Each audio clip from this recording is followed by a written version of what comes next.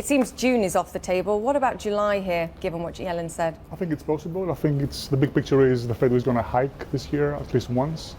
Won't be an easy process or a straight line. We'll have ups and downs in the labor market.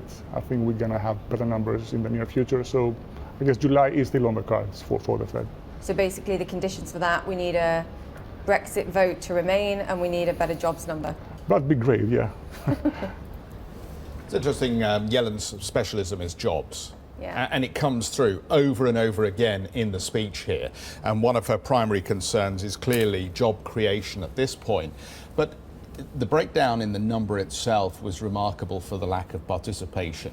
And again, we continue to see that low prospect of higher job settlements at this point.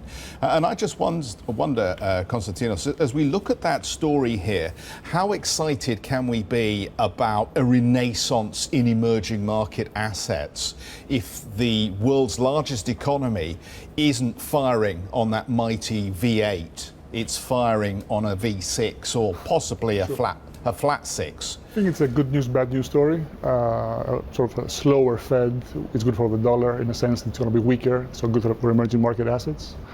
On the other hand, the US should recover quite well for demand in the world to pick up, which is necessary for growth in the world to go higher. The read across, as you see it, is potentially a weaker dollar from these signals means that your emerging risk assets could do a little better at the moment. In the short term, yes. I think medium long term, you need the US to do well.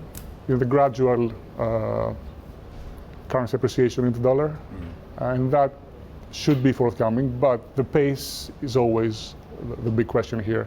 Had a big move in the US dollar in the last 2 years. Yeah. EM assets suffered. Now we saw this sort of turning point in January and February. Oil prices recovered. EM assets sort of risk on again.